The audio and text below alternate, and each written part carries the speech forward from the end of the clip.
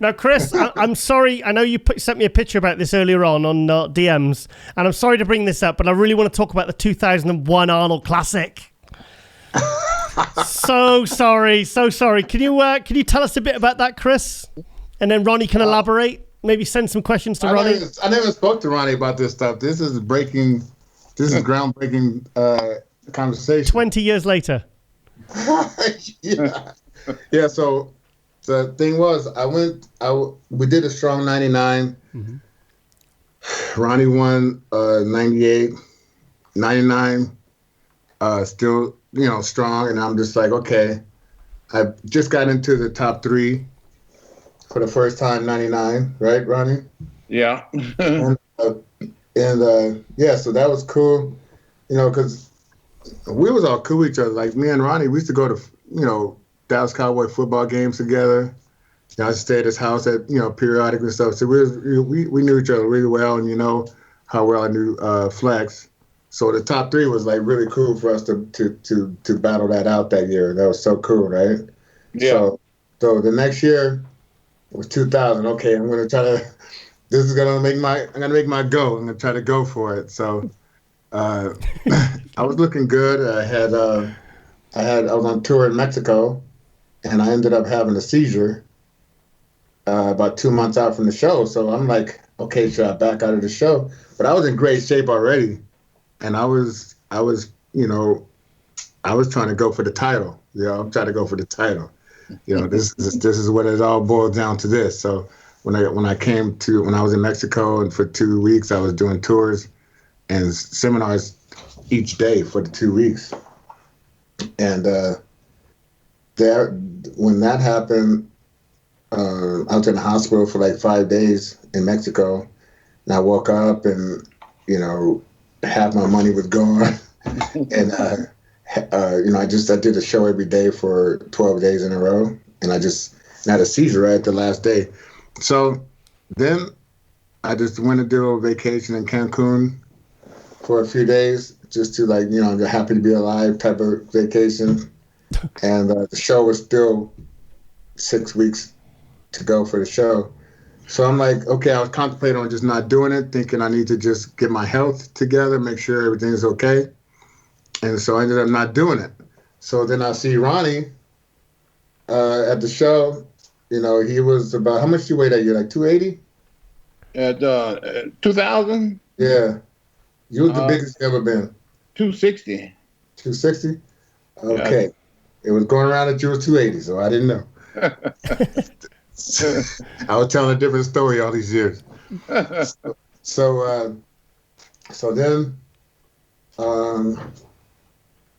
coming to the show. So I'm sitting in the audience because I'm like, Jim Manion's like, you should still do the show, Chris. You're in great shape. You should, still going to place well no matter what.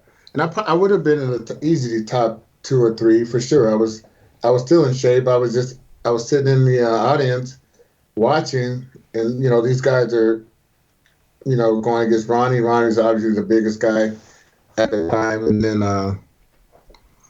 so, I got tears coming out of my eyes. I'm like, I could be at top 2, easy, top 3, no matter what. I could do it just coming out of the audience, So that was hard to watch, at that time. And then Ronnie won, obviously. And it's like, I'm like, man, I felt like if I would have brought my weight, brought my best in, I probably would have, been battling first and second.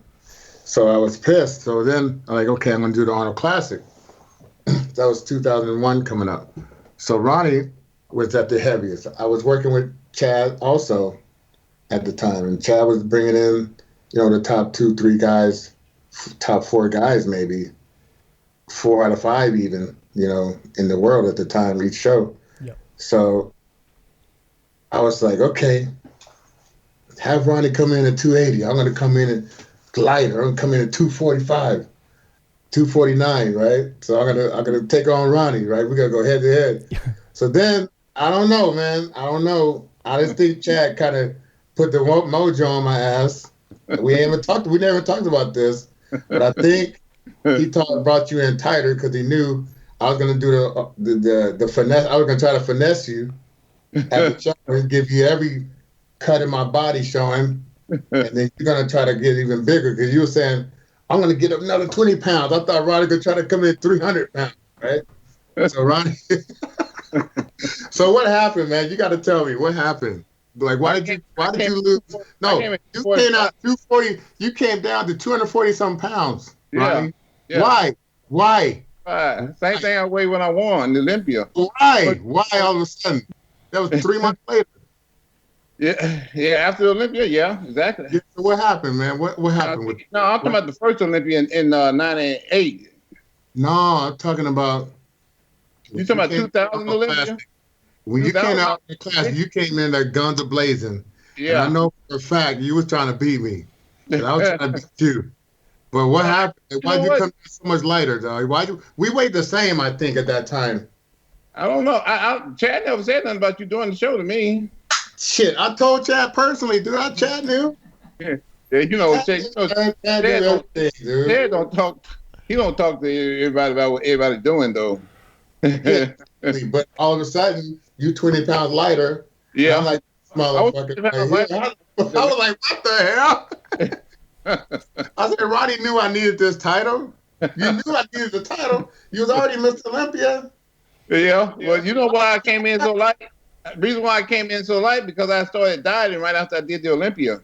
Normally, I don't work out for 3 months after the Olympia. I'm expecting you to be 15 pounds bigger again. No, you were the same as me. So I was like, okay. I came so light because I started dieting a lot earlier than I normally do. That's what happened. That was messed up, man. That was messed up. You knew I needed that title. You was already Mr. Olympia, though, dude. They don't make any sense. Yeah, but you know what? I always wanted a Hummer my whole life. I would have gave you the Hummer. I would give you the Hummer. You had to die for that. Ronnie, did you ever let him drive the Hummer afterwards as a? He drove me in it though. That's okay. That's okay. Thanks, buddy. You gotta drive. He gave me a ride in it. Thanks. Oh, well, that's something. That's something, Chris. Thanks, Ronnie. So that's why I came in so tight. Oh man, he came in guns a-blazing. I was just like, okay, all right, man. At least I didn't lose to just whatever. It was a situation out of man's control. That's it.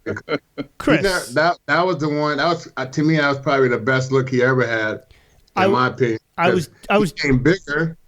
You were bigger and more mature than the '98 Olympia. Yeah. And this is classic. So I threw a tantrum after that one because it was like that wasn't supposed to happen like that. So, Chris, did you prefer Ronnie's kind of super shredded 247 2001 Arnold 1998 Olympia look, or did you prefer the 2003 2004 Mega 280 290 300-pound version? It was different. I mean, the '98 was definitely one of his best looks. But I kind of like, I gotta say that Arnold Classic, and that's I think that was more like there's a title at stake, but the pride of being a Mr. Olympia going into Arnold Classic, you cannot afford to lose that show. So that's when we had little battles. Kamali was in the show. He come in there with big loud mouth, and we was already some top crocodiles in the sport, and he was just a little young buck coming through. Yeah. And I remember at the show at the Arnold Classic, when they said pose down, like me and Ronnie both was coming like towards the middle. And then this guy tries to come in between us and go like this, like he was going to push us out the way. King Kamali. And then next thing you know, you see, and it's a photo. This is a photo. This is 100% accurate. Ronnie went like, boom, but down low, and I went up high towards the head. And it was like, Kamali said that was the biggest mistake of his career. Is trying to. That was not going to happen that way. No, it wouldn't. No, bro. This ain't about you. Exactly. You gotta get it fine. So tell me this, Ronnie.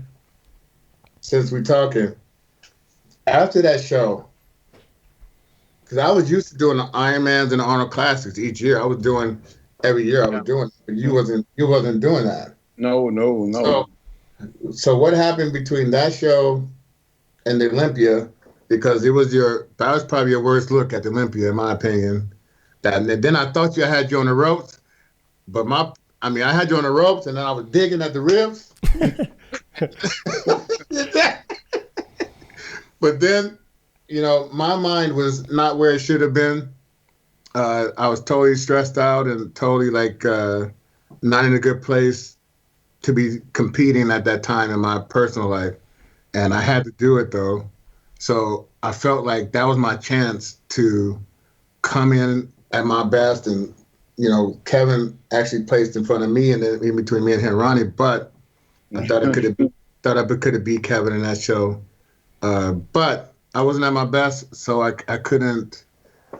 But what is the mind frame for you to come from competing there, and then what happened in that preparation, and what's on your mind? Just your mind, you won the title, but you wasn't at your best. So what was that? How was that for you mentally, winning that show, but you wasn't at your best? Well, the thing, what happened with me was, of course, I wasn't at my best because I had done the Arnold Classic. I know. I was doing it every year. I understand. It's hard to do that every 6 months.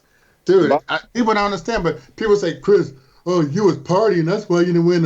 That's why you win Olympia. I said, man, do you know how hard it is to do 10 shows a year and then try to be your best at the end of the year? Like, people don't take that. Maybe I thought it competed less, but maybe I would competed less. Maybe I would have did one show a year. Maybe that would have been different. Yeah, right? Exactly. Your body only peaks. There's way more to it than that. I learned from the Olympia, your body only peaks once a year. I peaked at the Arnold Classic. And me do the Olympia, I didn't have nothing left. My body was I knew I had you in the deep end. I knew it. I have in the deep end right now. He ain't used to this. At the Olympia, I fainted the night before the show, and I got up Saturday morning, and I couldn't get out of bed. Damn. Like, I'm in trouble. I feel like I'm about to die. Oh, damn. I'm going to the hospital. Forget this show. I want to leave. You should let me know. I would have sent the ambulance come pick you up. Sorry, that's not funny. Hey, I was calling the ambulance and saying, like, no, don't do that. Like, you work hard for this. And he said, just grab a gallon of water and drink as much as you can. And that's what I did. I grabbed a gallon of water and I drank the whole gallon. Damn. So you know what happened when you drink a gallon of water the day of the show, the morning of the show. You hold water at the show. Yeah. That's what I did. I held water. I mean, everywhere on my whole body at that morning show. And I lost the morning show. I know it. But, they got a morning show and a night show. So in between that, I was able to go back to my room and regroup and get some of that water off me. Right. When Chad gives something to get rid of water. Yeah. Some vitamin C. Yeah, we know that one. We know that. Yeah. And whatever he gave, water came off, and the night show I go without all that water and win the show. Right. Yeah, man. Man. I took third, man, but I was like, man, that sucked, dude. I was like, that was my shot. Yeah. I never got another shot. And that's what a lot of these young bodybuilders, they got to understand. You get a shot, you may have 2 shots, but you don't keep getting shots. You got to take full advantage of whatever chance you get to make it happen for yourself in the sport.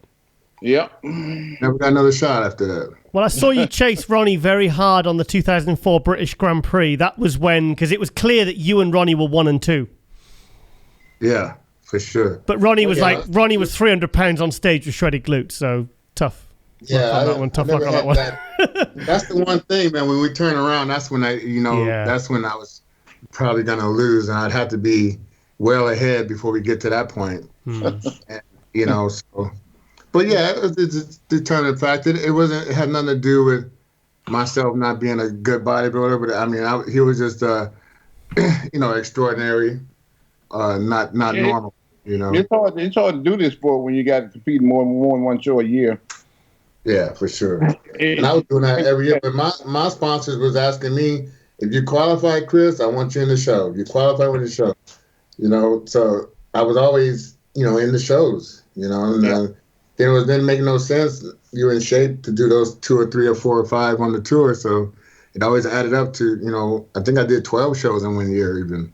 See, when you Mr Olympia, you get extra privileges. You get to do things that other bodybuilders can't do.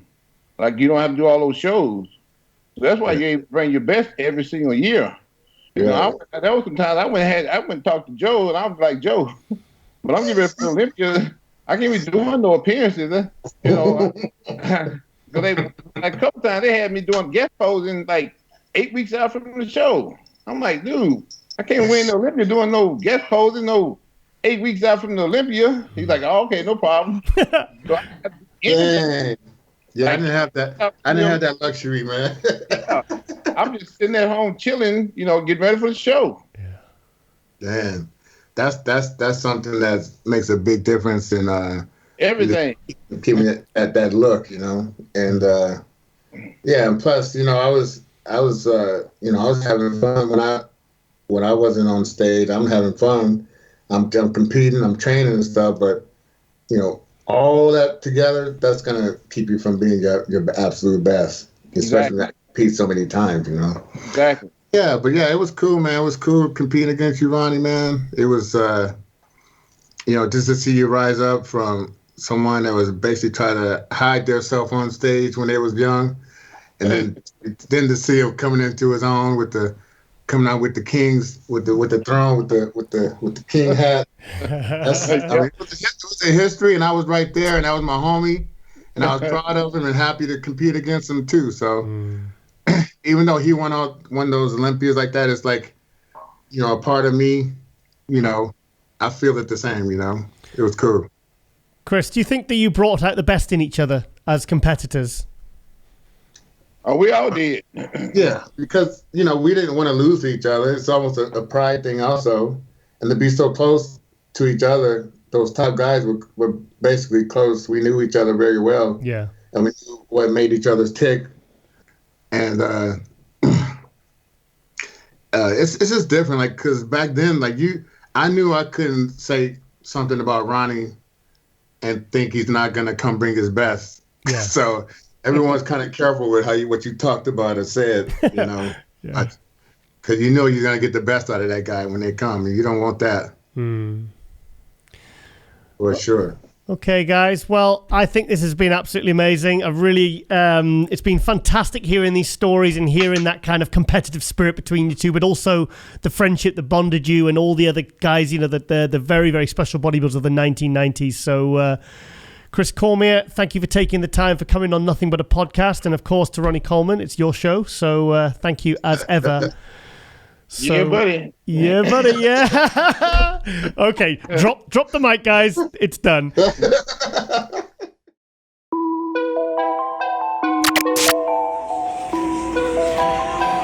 to take this workout to another level. Let's go. About to take it to another level. Let's go. Nowadays, nothing really excites me. Only one of me and nobody's like me. Phone ringing and I tell him it's ice. I got wifey on blingin' she freeze. Photo. Please. No photos. No. G's. No. Please. No photos. Hit the door and the dome and just whole team here, might need some. Still young, but I move like a new deal to my lawyer. If you're down in my management, I'm just warming up, wait till I old producer saw the numbers one. Different colors in my baggy light. Chalk it up, talk of the town when you're talking up. Wanna get you a ring and you tough enough. Wanna get you new things when your pockets dull. Run it up. I used to be quiet and out of luck. Now I move up and move humble cause the hate and the jealousy. My mama telling me count up your blessings and run it up. Nowadays nothing really excites me. Only one of me and nobody like me. Phone ringing and I tell him it's I got wifey on bling and she free.